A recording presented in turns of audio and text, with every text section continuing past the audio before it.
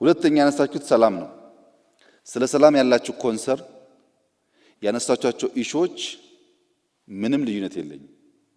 ግን የተከበራችሁ የፖለቲካ ሰዎች እባካችሁን ሌላ ሰው ሞቶ ሌላ ሰው ታስሮ እናንተ ሳትታሰሩ ሳትሞቱ ሳትደሙ ስልጣን መያዝ ግን አታስቡ። አሁን ችግር የሆነው እንደፈለግን እናባላለን። እኛ መታሰር የለብንም። ቢኮዝ እኛ የፖለቲካ ፓርቲ አባል ነን፣ በቲቪ የምንታወቅ ሰዎች ነን። ለማባላት ቀንደኛው ባለቤት እኛ፣ መታሰር ያለበት ግን ሌላ ሰው ነው ብለን እናምናለን። እስቲ አስቡት። እስካሁን ባያችሁት ግጭት ውስጥ ግጭትን የሚያቀናብሩ ሰዎች እንኳን እነሱ ወንድሞቻቸው ቆስሎ ያውቃሉ? ልጆቻቸው ቆስሎ ያውቃሉ? የድሃውን ልጅ ማባላት መብት፣ የድሃው ሲታሰር የህግ የበላይነት ማለት ትክክል፣ አንተ ስትነካ ስተት። እንደሱ ብዙ የሚያዋጣ አይመስለኝም። የሚያዋጣን ነገር የእግር ኳስ ጨዋታን መሰረታዊያን ማወቅ ነው። ቀላል ነው ፎርሙላው። 5 አክተርስ አሉ። አንደኛው አክተር የሚጫወቱ ቡድኖች ናቸው። ቡድን ኤክስ እና ቡድን ዋይ ከሌለ ጨዋታ የሚባል ነገር የለም። ባዶ ሜዳ ውስጥ ታስፈልጋላችሁ። እናንተ የፖለቲካ ፓርቲዎች የጨዋታው ቡድን ስለሆናችሁ አስፈላጊ አክተር ናችሁ። ግን ብቸኛ አክተር አይደላችሁ። ሌሎች አክተሮች አሉ። ቡድኖቹ የመጫወቻ ሜዳ ያስፈልጋቸዋል። የመጫወቻ ሜዳ ከሌለ የሚሆነው ምንድነው? ቡድኖች አሉ። በቴሌቪዥን ማንቸስተር እና ቼልሲ እንደሚባለው በርቀት የሚያዩ ይሆናሉ እንጂ ሜዳ ውስጥ ገብቶ አይጫወቱም። በየቀኑ ሜዳውን እያፈረስን የሜዳውን መጠሪያ እየተጠየፍን ኳስ ጨዋታ የሚባል ነገር የታለ?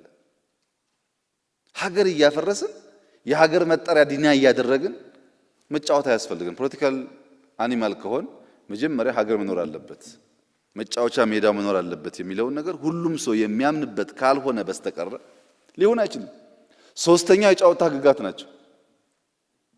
ሰው ሜዳ ከገባ በኋላ እኔ ፔሌ ስለሆንኩ፣ እኔ ማራዶና ስለሆንኩኝ፣ እኔ ሜሲ ስለሆንኩ በእጄም ባስገባ ማኖ አይባልም፣ ማኖ የሚባለው ለመንደር ተጫዋች ብቻ ነው የሚል ፖለቲካ አይሰራም። ህግ አለው። የእግር ከሆነ የእግር ጨዋታ ነው፣ የእጅ ከሆነ የእጅ ነው። ፋውል ሲሰራ አንድም ቀን ተጫዋች ፋውል ሰርቻለሁ ብሎ አያውቅም። ሁላችን በቲቪ እያየን በእጁ ነክቶ አልነካውም ብሎ ዳኛ ጋር ግብግብ ነው። ፋውል ተሰራ የሚለው ፊሽካ የሚነፋው ዳኛ ነው። ዳኛ ያስፈልጋል። ኳስ ተጫዋች ስላለ ሜዳ ስላለ ብቻ ሳይሆን ያን የሚያስተዳድር ህግ ያስፈልጋል። ያን የሚፈታ ደግሞ ዳኛ ያስፈልጋል። አሁን ዳኞች በዓለም ባለው ልምምድ ብቻቸውን ስለማይችሉ በቴክኖሎጂ ይታገዛሉ፣ በካሜራ። አሁን ያለው ዳኛ ቅድም እንዳላችሁት የሚጎለው ነገር ካለ በመረጃ ማገዝ፣ በአቅም ማገዝ ያስፈልግ ይሆናል ማለት ነው። የድሮ እግር ኳስና የአሁን እግር ኳስ አንድ አይደለም። ዳኛው ይነገረዋል፣ እዚህ ጋር ላይ ይሄም በደንብ አስተውል እየተባለ ይነገረዋል፣ ይታገዛል። ዳኞች የግድ ያስፈልጋሉ። ይሄም በቂ አይደለም። ፉትቦል ፌዴሬሽን ያስፈልጋል።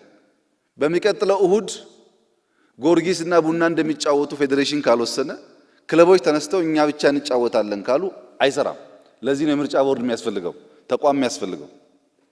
የኛም ፖለቲካ ስናይ ምርጫ ቦርድ ያራክሳል፣ ኢንስቲትዩሽን ያራክሳል፣ ኢንስቲትዩሽን ስራ ሊሰራ አይችልም ይላል። ምርጫ ቦርድ አዋጅ ከመቀየር ጀምሮ የምርጫ ቦርድ አባላት እናንተና ወያይተን የሰራ ነው። አንድም በምርጫ ቦርድ ምርጫ ውስጥ ብልጽግና ሚና አልነበረው። የነበራችሁ ታውቃላችሁ። ገለልተኛ ሰዎች ተደራጁ፣ ሐሳብ አቀረቡ። ኦነግ ያቀረበውን፣ አብን ያቀረበውን፣ ሌላ ፓርቲ ያቀረበውን ነው እኛ ቦርድ ያልነው። የነበራችሁ ታውቃላችሁ። አሁንም ቦርድ ነኝ ብሎ ምን እንደሚሰራ ወደፊት በግምገማ የምናየው ጉዳይ ነው። የፖለቲካ አቋም የሚያራምድ ስንት ሰው አለ ቦርድ ነኝ እያለ። በፍርድ ቤት እንደዛ አድርገናል። በሰብአዊ መብት ኮሚሽን እንደዛ አድርገናል። እንዳትጠረጥሩን እንኳን ከእናንተ ጋር የተገፉ ሰዎችን እንዲመሩ አድርገናል። እነሱን ቀረብ ብሎ መደገፍ ማገዝ ነው የሚያስፈልገው። እዚህ ያለን ሰዎች ተቋም እየናቅን፣ ህግ እየናቅን፣ ህግ የሚያስከብሩ ሰዎች እየናቅን ስለ ዲሞክራሲ ብንናገር ሰሚም አይኖርም። ወደፊትም ዲሞክራሲ ማረጋገጥ አይቻልም። 5ቱን ህጎች ማክበር አስፈላጊ ነው። የእናንተ ማራዶናዎች ቤታችሁ ያዟቸው። በኢትዮጵያ ውስጥ የተለየ ማራዶና የለም። እኔም አንተም የሚዳኘን ህግ ነው። እኔም ካጠፋው ፍርድ ቤት መሄድ አለብኝ። ለምን ታዲያ ይሄን ካመናችሁ ዝም ብላችሁ ከፍታችሁ ተዋችሁ ካላችሁ ኮሽ ባለ ቁጥር ካሰር መልሰን ወደ ነበርንበት ስለምን ሄድ ትንሽ መታገስ ስለሚያስፈልግ ያን ብናደርግ ህዝቡም ይገነዘባል የሚል ሐሳብ ስለነበረን እንጂ አቶ አዳነ እንዳነሱት የሚያሳስር ማስረጃ ጠፍቶ ነው እንዴ? ሁላችሁም የምታውቁት አይደለም? በየአደባባዩ የነበረውን ሁኔታ እዛው ላይ የተወሰነ የአቶ አዳነን ነገር ለማንሳት አብዛኛው ሐሳቡን አከብራለሁ። በተለይ ለሰላም ትግል ያለውትን አቋም እኔ ማደንቃለሁ። ግን ቢስተካከል ብዬ የማስባቸው አንደኛ ፓርቲያችን የሰላም ታጋይ ሆኖ ሲያበቃ ታሰረ ያሉት ፓርቲው ቢታሰር እርሶ እዚህ ምን ያደርጋሉ? ከፓርቲው ውስጥ እኮ ግለሰቦች ነው የታሰሩት እንጂ ፓርቲውና እርሶ አሉ። ስለዚህ እኛ ከፓርቲው ጸብ የለንም ማለት ነው። ጸብ ያለን ከግለሰቦች ነው። ግለሰቦቹ ምንም ነገር አልሰሩም ባልተሟላ ማስረጃ ያሉት እርሶ ዳኛ፣ እርሶ ከሳሽ ከሆኑ ደግሞ ፍትህ የለም። እርሶ ለጓደኞቻቸው እንትን በደል አልፈጸሙም ብለው መከራከር ይችላሉ። ከሳሽ ደግሞ በደል ፈጽመው ብሎ ይከራከር። የፍትህ ስርዓቱ ደግሞ የሚወስነውን ውሳኔ ይወስን እንጂ እኛው ራሳችን ችግር የለም ካል አይሆንም። ሌላም የማይገባኝ ነገር ግን ሰሞኑን ብልጽግናዎች ጋር ስብሰባ ነበረኝ ከራሴ ፓርቲ አመራሮች ጋር እና በጣም በርካታ ሰዎች አስረናል። ከንቲባ፣ አስተዳዳሪ፣ በጣም ብዙ የታሰረ ያለው ይቀጥላል። አሁን በዚህ ጉዳይ ውስጥ እጁ ያለበት የትኛውም አመራር ይታሰራል፣ ይጠየቃል በህግ። ሰው እያሳረደ ቤት ንብረት እያስወደመ ከንቲባ የሚባል ነገር አይሰራም። እና እኛ ላይ ብቻ ነው ወይ እስሩ እኛም ማዘዝ ስለምትችሉ ነው ወይ የሚል አከራካሪ ኢሹዎች ተነስተው ነበር በእኛ ውስጥ። በዚህ ግጭት እና በሰው ግድያ ውስጥ እጄ እንዳለበት ከተረጋገጠ እኔም ፍርድ መቅረብ አለብኝ። ይሄ ብቻ ኢትዮጵያን የሚያድነው እንጂ የኛን ኮብራ የሚነዳ የማይጠየቅ የሆነ ፓርቲ ማዕከላዊ ኮሚቴ ሆነ የማይጠየቅ ታዲያ ማን ይጠየቅ? ለአቶ አዳነ ያለኝ ጥያቄ የእርሶ ፓርቲ ሰላማዊ ከሆነ እዚህ ያላችሁ ታሰረብን ያላችሁ ሰዎች ፓርቲዎቻችሁ ሰላማዊ ከሆኑ ብልጽግና እንዳልኩት ሰላማዊ ከሆነ ማን ነው ሀገር እያተራመሰ ያለው? ታዲያ ሰይጣን ነው ከሰማይ ላይ ዱብ እያለ የወረደ ህዝቡ እያጋደለ ያለው? መቼስ ሐሳብ አይደለም፣ ሰው ታርዶ እያየን ነው። ሐሳብ አይደለም፣ ሀብት ወድሞ እያየን ነው። ይሄን የሚያደርገው ብልጽግና ውስጥ የተሰገሰገ ሌባና እናንተ ውስጥ የተሰገሰገ ሌባ ነው። ሁሉንም ካላጠራም በስተቀረ በእኛ ልክ የታሰረበት የለም። አሁን ከፓርቲ በቁጥር በእኛ ልክ የታሰረበት የለም። በዚህ ሁኔታ አንዳንድ ቦታ እኮ ዘሆል ካቢኔ ያሰርንባቸው ከተማዎችና ወረዳዎች አሉ። በቁጥር ከመጣ አብዛኛው የታሰረው የብልጽግና አመራር ነው፣ ቀጥሎ ፖሊስ ነው፣ ይቀጥላል። አሁን እኛም አይነካብን የእኛን ታርጋ የለጠፈ ሰው ሁሉ እናንተም አይነካብን ካላችሁ ቤት በኩል ታዲያ ኢትዮጵያ ውስጥ የምትመኙትን ሰላም እናመጣለን።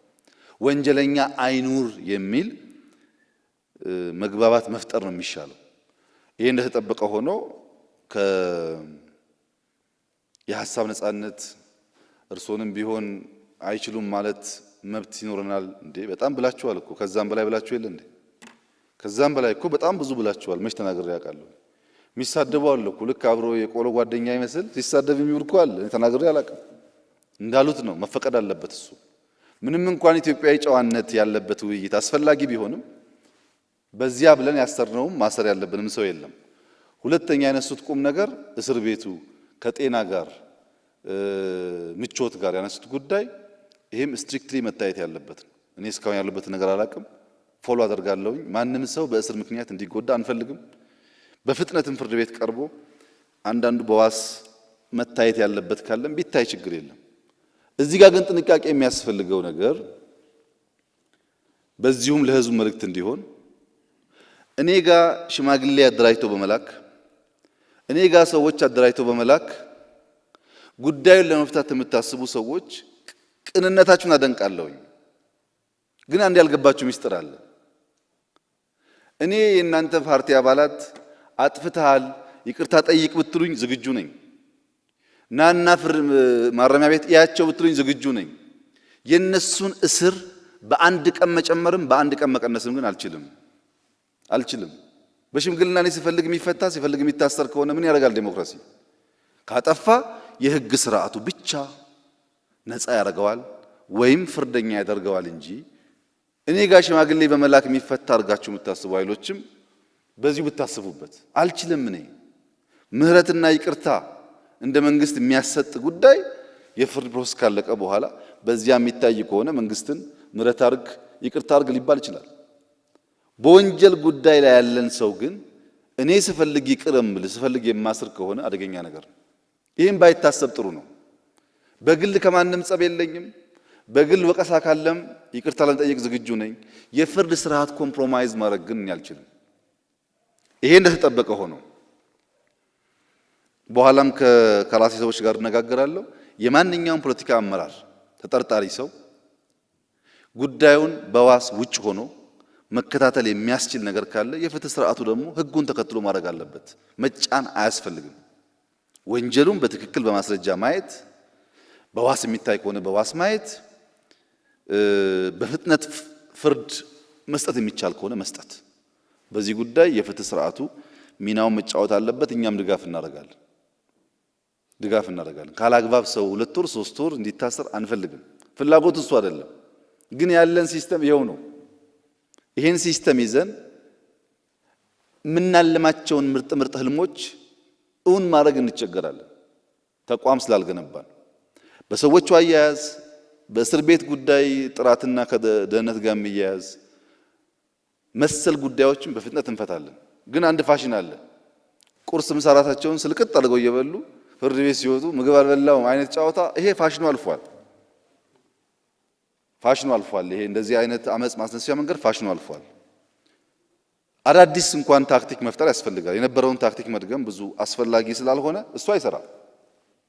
እኛ በተቻለ መጠን እስር ቤቱ ንጹህ እንዲሆን የሚያስፈልጋቸው እንዲሟላ ማክሲመም ኤፈርት እናደርጋለን፣ አገር አቅማ በፈቀደ መጠን። የፍትህ ስርዓቱን ግን ወንጀል ሰርተ ባልበላም ወንጀል ሰርተ በሆነ ምክንያት ሊቀመንበር ነኝ ሲሲ ነኝ በሚል የሚፈታ ነገር እንደሌለ ደግሞ በደንብ ከግምት ውስጥ ቢገባ ጥሩ ይመስለኛል። ሰላምን በፓርቲ ፍላጎት፣ በመንግስት ፍላጎት፣ በእኛ ፍላጎት ብቻ ማከናወን አንችልም። እኛ ያለን ፖሊስ እኮ 100 ሺህ ገደማ ነው። ያለን ህዝብ 100 ሚሊዮን ነው። እያንዳንዱ ሰው እያንዳንዱ ሰፈር ራሱ መጠበቅ አለበት። ሰላሙን ማረጋገጥ አለበት ሰው። ለሰላሙም እያንዳንዱ ዜጋ እናንተን ጨምሮ መትጋት አለበት። ያ ከሆነ ብቻ ነው የተሟላ ሰላም ልናመጣ የምንችለው የሚለው ጉዳይ ቢታሰብ፣ በጋራ ብንሰራ፣ ብንወያይ፣ ጋፖች ካሉ እየፈታን ብንሄድ ጥሩ ነው። ለታረደ ሰው ሳንጨነቅ፣ ለተቃጠለው ሀብት ሳንጨነቅ፣ የኢትዮጵያ ህልውና አደጋ ውስጥ መግባቱ ሳያስጨንቀን ከበደ ተሰማ ታሰረ የሚል ጉዳይ የሚያስጨንቀን ከሆነ ግን የፕራዮሪቲ ችግር አለብን ማለት ነው። ታስሮ ካላግባብ ከሆነ በኋላ ይቅርታ መጠየቅ ይሻላል ሰውየው። አሁን እኮ ጉዳዩ ያለቀ አይደለም።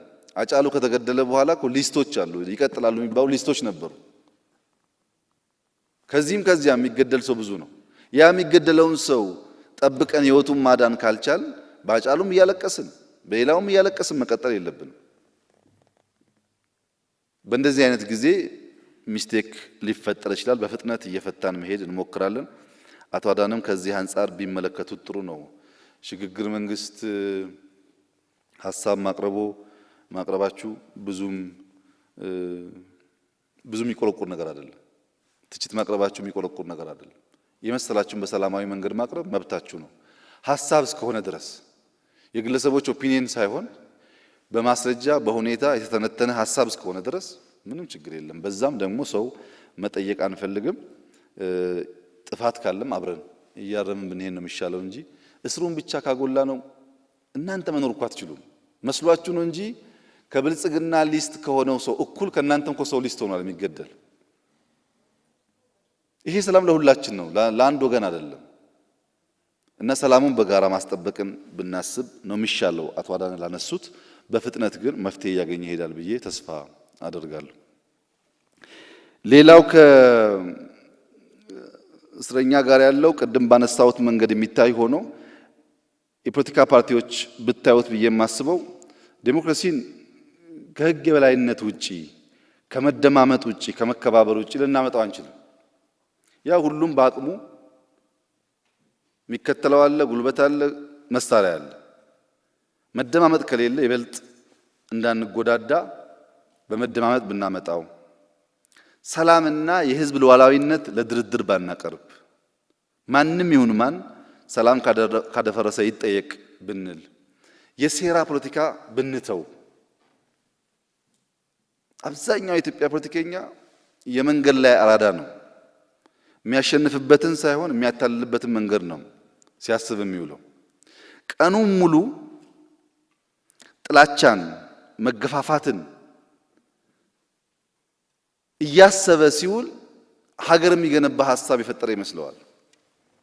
አሳቢ ለመሆን ከችግር ማውጫ መንገድ መፍጠር ነው እንጂ ችግር ማባባስ መሆን የለበትም። ይሄም በእናንተ በኩል የጥላቻ ፖለቲካን፣ የጥላቻ ትርክት፣ በሐሳብ የበላይነት ላይ ያልተንተራሰን ፖለቲካን፣ ጭፍን የሆነ ዋልታ ረገጥነትን ከተዋችሁ በእኛ በኩልም የሚታዩ ስህተቶች በየጊዜው እያረምን እያስተካከልን በጋራ መሄድ እንችላለን የሚል እምነት ነው በእኔ በኩል ያለው። በእናንተ በኩል ግን የእናንተ ጋፕ ሳይታያችሁ ችግሩ ሁሉ የመንግስት ነው፣ ችግሩ ሁሉ የፓርቲ ነው ካላችሁ ውጤታማ አንሆን። አንድ አርሶ አደር ከአንድ ከተሜ ጋር ዲል ነበረው። ለ100 ግራም ዳቦ 100 ግራም ቅቤ ማቀበል። ከከተማ 100 ግራም ዳቦ ይቀበላል፣ እሱ ደግሞ 100 ግራም ቅቤ ለዳቦ ጋጋሪ ይሰጣል። ብዙ ጊዜ ዳቦ እየወሰደ ቅቤ እየሰጠ ከኖረ በኋላ አንድ ቀን ከተሜው ቅቤውን ሲመዝን ጎሏል ግራሙ ከ100 ግራም እና ያን አርሶ አደር ይከሰዋል። ውላችን 100 ግራም ዳቦ ሰጥቼ 100 ግራም ቅቤ መቀበል ነው። ከዚህ ቀደም ስለማልጠረጥረው አልመዘንኩም። አሁን ስመዝነው 100 ግራም ሳይሆን ቀንሷል፣ 90 ግራም ሆኗል ብሎ አርሶ አደሩን ሲከስ፣ አርሶ አደሩ ፍርድ ቤት ቀርቦ ክቡር ፍርድ ቤት፣ እኔ አርሶ አደር ነኝ፣ ዘመናዊ ሚዛን የለኝም፣ ሁልጊዜ ዳቦ ከተቀበልኩ በኋላ ዳቦን በአንድ ጎን አስቀምጬ ቅቤ በሌላ በኩል አድርጌ ነው የምሰጠው እና 90 ግራም ሆኖ እንደሆነ ቅቤው ዳቦ 90 ግራም ሆኗል ማለት ነው፣ መመዘኛዬ የሱ ዳቦ ነበረ ብሎ መልሶ እሱም ነፃ ወጣ ይባላልና የኛ መመዘኛ እናንተ ናችሁና ይሄ ብልጣ ብልጥነቱን እና ሁለት ቦታ መጫወቱን በተቻለ መጠን ማስቀረት መሞከር ያስፈልጋል። በተቻለ መጠን ምክንያቱም ምንም በሻሻ ብንወለድ በብልጠት ብዙ ከናንተ ስለማናንስ ማለት ነው። እሱን ትተን በሚያከባብር በሚያቀራርብ መንገድ ማየት ጠቃሚ ነው የሚሆነው። ለምሳሌ ከኦነግ ጋር ተያይዞ ቀደም ብዬ እንዳነሳሁት ብዙ የረዳነው ድርጅት ነው። በገንዘብ በአቅም እንዲደራጅ ከነበረበት ሁኔታ እንዲወጣ የረዳነው ድርጅት ነው። በባለፈው መድረክ አቅርቤ ነበር፣ ታስታውሱ እንደሆነ 2 ቦታ ትርገጡ ብዬ ነበር። አሁንም በእናንተ በኩል ሰላማዊ ትግል ነው ትክክለኛው መንገድ፣ በሰላማዊ ትግል ሐሳባችንን ሽጠን ነው ኢትዮጵያ ውስጥ በምርጫ ማሸነፍ የምንፈልግ እስካላችሁ ድረስ ሙሉ ድጋፍ አላችሁ። ግን እርስዎ በደንብ ያውቃሉ፣ ከኔ ያላነሰ ያውቃሉ። በግራ እጃችሁ ምን ይዛችሁ በቀኝ እጃችሁ ምን ይዛችሁ እንደምትታገሉ እርስዎ ያውቃሉ። እሱን አስተካክሉት። አሁን አይንን ጨፍንና ላሞኝ ሳይሆን አያስፈልገንም። በኦሮሚያ ክልል እየሞተ ያለው ሜንሊ እንታገላለን የምትሉት ህዝብ ነው። ሀብት እየጠፋ ያለው የዚህ ህዝብ ነው። እሱን እያስገደልን ስለ ፖለቲካ ከምናወራ ቢያንስ በአፍ እየተከራከርን ሰው ሳይሞት ንብረት ሳይወድም እናንተም በነጻነት ሐሳባችሁን ብትሸጡና ብትመረጡ መልካም ይሆናል። በእኛ በኩል በኦሮሚያ ክልል ለብቻም ሙከራዎች ነበሩ ውይይት ለማድረግ። እርስዎ እንደሚያውቁት ገዳይ ስኳድ አታስገቡ ከተማ ውስጥ። ገዳይ ስኳድ አይነት እንትን ጥሩ አይደለም። እኔን ለመግደል የምታደርጉትን ሙከራ ተው፣ አይጠቅማችሁም ብዬ ለእናንተ አመራሮች አንስቻለሁ። አሁን ደግሞ የማረጋግጥልዎት ነገር እኔን መግደል ማለት ኢትዮጵያ መግደል አይደለም። ኢትዮጵያ 100 ሚሊዮን ህዝብ አላት። እኔ በሞት አንደኛው ይነሳል፣ አይጠቅምም። በሐሳብ እንከራከር፣ እንወያይ። እኛ ጋም ችግር ይኖራል። 1001 ቢሮ የሚዘጋ የሚያስር ሞልቷል። የለም ብዬ አይደለም። ተቀራርበን ከሰራን እንፈተዋለን። ግን እኔ ደሞዝ ከፍየው ከኔ ጋር እየዋለ ለእናንተ ወሬ የሚያቀብል ሰው እናንተም ብትመጡ ሌላ ወሬ አቀባይ እንደሆነ ደግሞ ማሰብ አለባችሁ። ለራሱ ያልታመነ ሰው ይጠቅመናል ብላችሁ አታስቡ። ያ ወሬ የሚያመጣላችሁ ሰው ያ በዚህና በዚያ ብትሄዱ የሚላችሁ ሰው ጠቃሚ ቢሆን ኖሮ እዚህ መድረክ ላይ ሐሳብ አምጥቶ ተከራክሮ ይሄ ነው መንገዱ ብሎ ማሳመን ይችል ነበር። የኛም መድረክ ደግሞ ብታዩት አንደኛ አወዳሽ አሞጋሽ እነዚህ ናቸው እና ሚላላክ ሰው ትተን በመርህ ላይ ቆመን በሐሳብ ከሰራን መፍትሄ ያገኛል የሚል ሐሳብ አለኝ። እናንተ ጋር ሆኖ ወንጀል የሰራ ሰው ካለ ግን የኦነግ አባል መሆን ከወንጀል ነፃ የሚያደርግ ህገ መንግስት እስካሁን ስላልጸደቀ ይጠየቃል። ማንም ቢሆን ማለት ነው። እኛ ታጋዮች ነንና አንነካም የሚል እሳቤ ትክክል አይደለም። ይሄ ግን እኛም ጋር መሆን አለበት። እኛም ጋር ሆኖ ስልጣን ስላለኝ እንደፈለኩ ባደርግ አልያዝም አልጠየቅም የሚለውን ሰው ካጠፋን እናንተም ጋር ካጠፋን ሐሳብ ብቻ ከሆነ በእርግጠኝነት የተሻለ ሀገር መገንባት ይቻላል እና ጦርነት አይጠቅምም። ኖራችሁበት አሁን በተለይ እናንተ እኮ ታውቁታላችሁ። ኖራችሁበት ምን ፋይዳ የለውም። አሸናፊ አያደርግም። አሸናፊ ወደሚያደርግ መንገድ እንሂድ። ወጣቱን አናስጨርስ። ስንት ሰው ሞታው ኦሮሚያ ውስጥ ኮሮና ሰው እንዳይገል ተፍጨርጭረን በመላው ሆርን ኦፍ አፍሪካ ኮሮና ያደረሰው ጥቃት ኢትዮጵያ አላደረሰም። ነገር ግን በአንድ ቀን በሁለት ቀን ግጭት ምን ያክል ነገር እንደወደመ አስቡት። እና ይሄ ቢቀር ይሻላል የሚል ሐሳብ እንያዝና እስረኞቹን በሚመለከት በፈጠነ መንገድ የህግ ስርዓቱ ህጉን ተከትሎ እርምጃዎች እንዲወስድ እንፍቀድ። እናንተን ተባበሩ፣ በእኛ በኩል እንደዛ እናርግ። ካላግባብ የታሰሩ ሰዎች በቂ ማስረጃ የሌለባቸው ሰዎች ደግሞ ካሉ እኛ ሳንሆን ራሱ የህግ ስርዓቱ እነዚህን አልፈልጋቸውም እያለ የሚሄድበትን መንገድ እንፍጠር። ያ ሲሆን ተቋም የሚገነባው በዚያ መንገድ ከሄድን መፍትሄ እያገኘን እንሄዳለን ብዬ አስባለሁ። ሞኖፖሊ ኦፍ ቫዮለንስ 100% ለመንግስት መተው አለበት። ይህን ካላደረግን በስተቀረ የህግ የበላይነት ካልተከበረ በስተቀረ ዴሞክራሲ የሚባል ነገር ማምጣት ስለሚያስቸግር በእኛ በኩል ማንም ሰው ከኛም ይሁን ከናንተ ወንጀል ከሰራ ለህግ እናቀርባለን። ጨለማ ቤት አናስርም፣ ጥፍር አንነቅልም፣ እግር አንቆርጥም፣ ግን ይዘን ለመንግስት እናቀርባለን። የእስር ቦታው ካልተመቸስ አቶ አዳነ እንዳነሱት እናጸዳለን፣ እናስተካክላለን። በዚያ መንገድ ሰው እንዲቀጣ አንፈልግም። ህግ ግን ስራውን መስራት አለበት። ያን ካደረግን ብቻ ነው ለውጥ የሚመጣው። መጨረሻ ላይ የህዳሴን በሚመለከት አንድ መረጃ ለመስጠት ህዳሴን ፍቃዳችሁ ከሆነ ዛሬ ስብሰባ ላይ የተሳተፋችሁ ብቻ ሳትጨምሩ ሳትቀንሱ ፍቃዳችሁ ከሆነ ሄዳችሁ ብታዩት ጥሩ ነው እና ብልጽግና አመቻችቶ ቢወስዳችሁ ደስ ይለኛል። ወጪ እንዳይከብዳችሁ ማለት ነው። እኛ ትንሽ ሀብታሞች ስለሆነ አቶ ሙራራ አሁን ገና ሳቀ። ሀብታሞች ነን ስለው አሁን ገና ሳቅ መጣ። ለምንድነው ማየት የሚያስፈልገው? ዓላማው በ2015 ህዳሴን ሙሉ በሙሉ መጨረስ ነው። 2015 እኔ የመራው ብልጽግና ፓርቲ ማሸነፍ ካልቻለና ከናንተ አንዳችሁ ካሸነፋችሁ እናንተ ሪቫን ስትቆርጡ ማየት ፈልጋለሁ። እኔ ካሸነፍኩ እኔ ቆርጠዋለሁ። እኔ ማሸነፍ ባልችልና አንዳችሁ ደግሞ መሪ ብትሆኑ ህዳሴ መስተጓጎል የለበትም። ብዙ ነገር አለው ለዚህ ሀገር፣ ኢነርጂ ብቻ አይደለም። ሁላችሁንም የሚያኮራ ነው፣ ልጆቻችሁንም የሚያኮራ ነው። ስህተቱን አርመን ብንጨርሰው ጥሩ ነው። እንዳንጨርሰው የሚያደርገው አንዱ ገንዘብ ነው። ዓለም በሙሉ ጫና መፍጠር የሚፈልገው በገንዘብ ነው። እናንተ ትፎክራላችሁ፣ ህዳሴ ይለቅ ብላችሁ በገንዘባችሁ ፎክሩ።